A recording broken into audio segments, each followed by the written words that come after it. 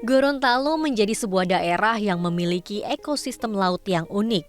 Seperti di perairan desa Botubarani Kabupaten Bone Bolango yang menjadi perlintasan hiu paus atau whale shark. Menariknya lagi, wisatawan bisa ketemu langsung hanya dengan jarak 20 meter saja dari bibir pantai. Jarak yang sangat dekat bukan?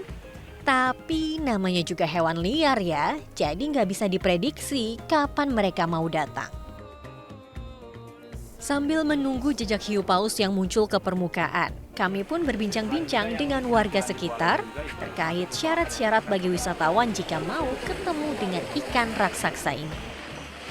Bagaimana cara menjaganya, Pak? Kami sadari bahwa hiu paus ini dilindungi. Makanya kami selalu mengedukasi kepada para pengunjung, mohon jangan menyentuh hiu paus.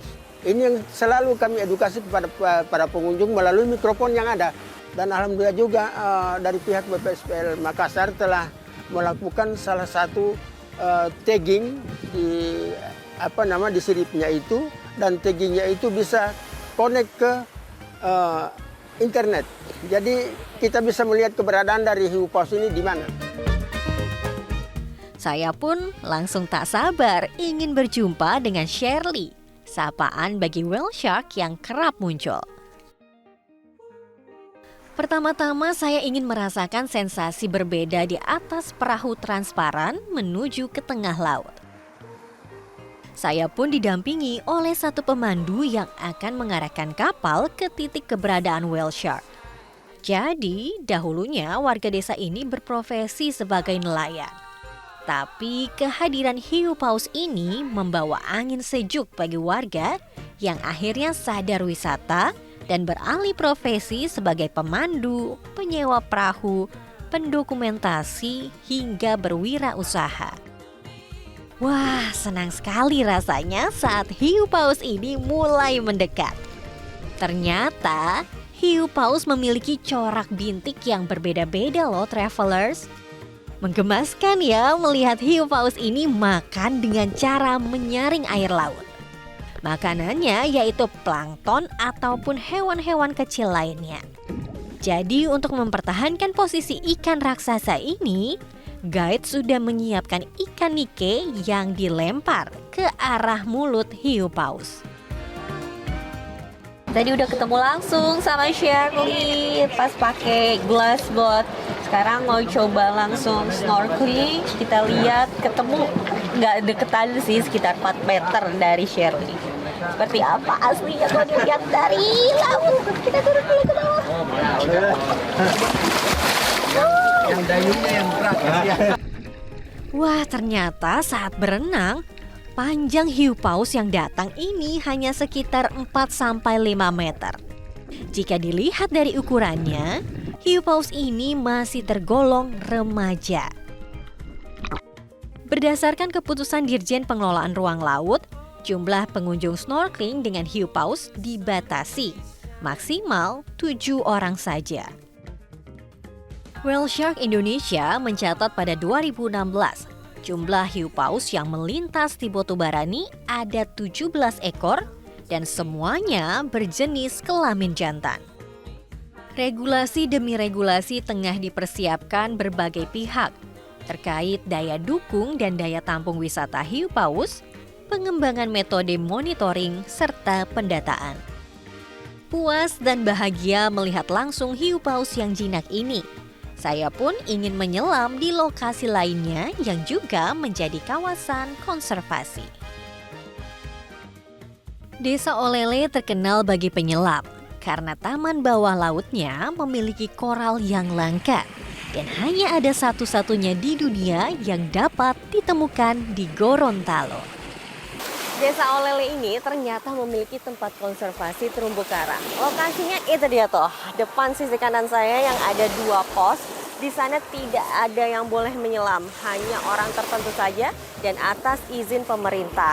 Kalau buat saya dan warga-warga lainnya, orang umum bolehnya menyelam di sisi sana tuh, sisi kiri saya di depan. Nanti saya akan coba menyelam di sana. Bagaimana terumbu karangnya? Apakah cantik? Apa saja ikan-ikan yang ada di bawah lautnya? Tapi saya akan nyebrang sedikit dulu dengan kapal atau perahu kayu yang ada di sini. Bersama dengan Bang Cecep dari Salvador Diving, saya akan coba menyelam di Olele. Saat ini visibility memang kurang terlalu bagus karena cuaca, ombak, dan arus. Kami pun menggunakan kapal kayu terbuka menuju titik lokasi diving. Jaraknya hanya sekitar 300 sampai 500 meter dari desa Olele bagian timur. Bahkan lokasinya pun masih berada di depan perumahan warga loh travelers.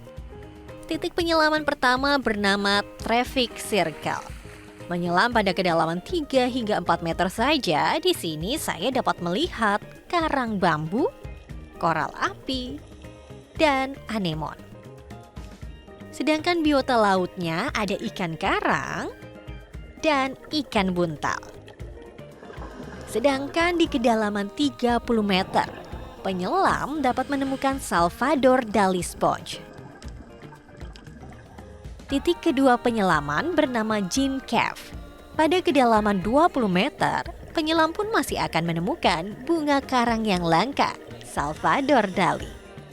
Di sini penyelam juga dapat bertemu akar bahar, karang kuping gajah, karang porifera, bubble coral, morai, lionfish, dan Napoleon.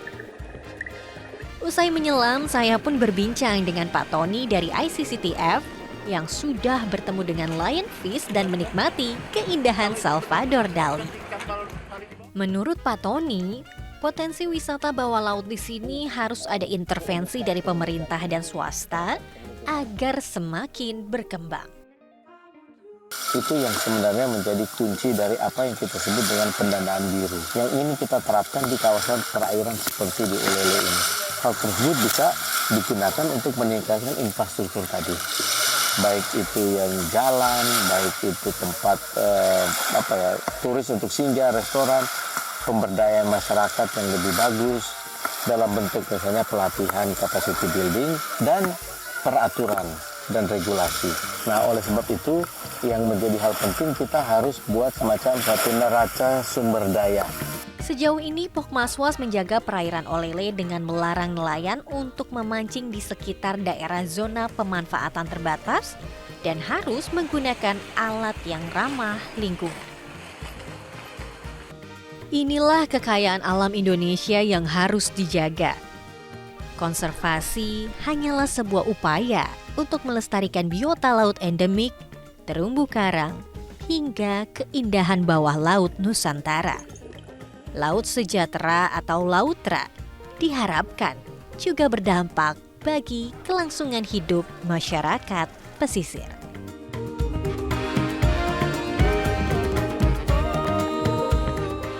Bangkit, maju bersama, dan pertahankan kekayaan perairan Nusantara. Jelajahi cara baru mendapatkan informasi. Download Metro TV Extend sekarang.